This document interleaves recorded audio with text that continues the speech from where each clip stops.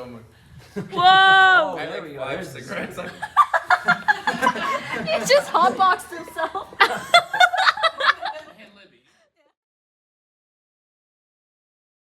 My name is Libby, and I am the director for this film. Honestly, I was really hesitant with choosing this script because I feel like it's not really my genre.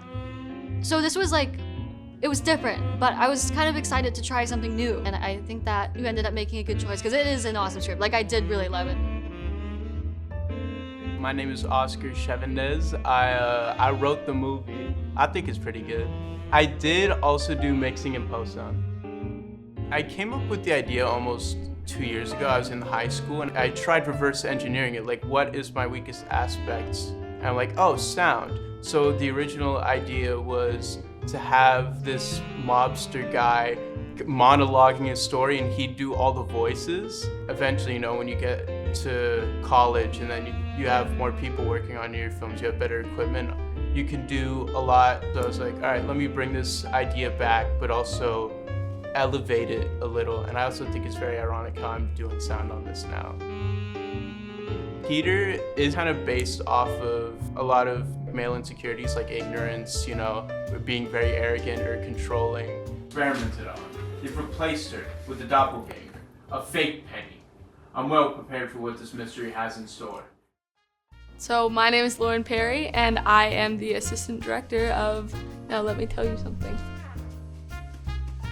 Working with the crew was amazing. Everybody just really pulled their weight and just made my life a lot easier, so I didn't have to like run after everybody. I think everyone really came together really well, and it was just a lot of fun. Like, if you saw us on set at all, we were just laughing the whole time, but we were getting stuff done. I'm gonna be crying. I'm Grayson Quinlan. I played Peter in the film. I feel like he feels like he's the victim in a lot of situations. I think that was like a savior complex, a really toxic man. Peter should be locked up by the end of it for sure, like behind bars. I feel like he's not a bad guy per se, just like a lot of his good intentions come out horribly wrong. Like, it was really fun. I thought it was gonna be way more serious and like a really dramatic, like LA noir style, and that was like interesting, but it turned out way more fun than I thought it was gonna be. It was a lot more like satire. I'm Bronwyn Wade, and I played Penny Price. Penny is fierce.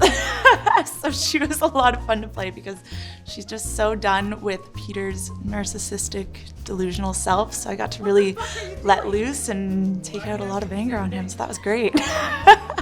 This was my first ever experience with film. So just gaining the insight of what it takes to make a film was so cool.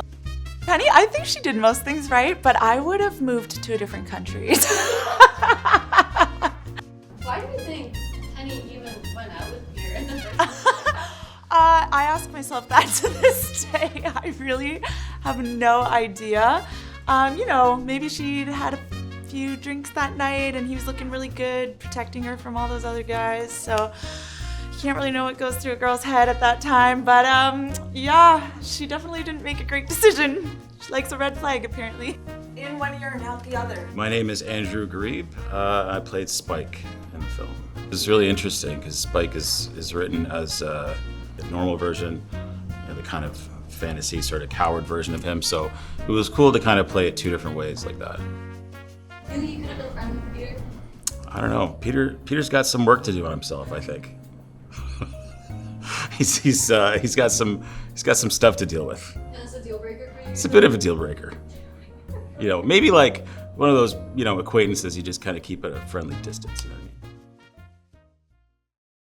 what I mean? When he throws the straw into the mug and it makes that like plopping noise. The window. I really like the window. The window scene was really funny. Probably the bag in the oven. There's a special place in my heart for the sheep. One of our actors, Neil, before he gets hit, he like pulls up his glasses and he gets like socked in the face. Grabbing all my suitcases and all the bags to get ready to go. Like, she was just ready to leave at the drop of a hat. It's when he just like pulls out a gun from nowhere. I'm gonna go Team Penny all the way. I'm gonna say I'm Team Peter for no other reason than just to make everyone else look like cheap. As a joke, I played Peter, so like obviously I'm Team Peter, but no, Penny is in the right here for sure. Team Penny all the way. Peter's bad. A controversial take. I'm Team Peter, but for different reasons than Chris, who's just the contrarian. In real life, I'm on Penny's side, because that shit is awful. Yeah, I'm Team Peter. Yeah, definitely Team Peter. I really did feel like a connection with him. It was like looking at myself in the mirror.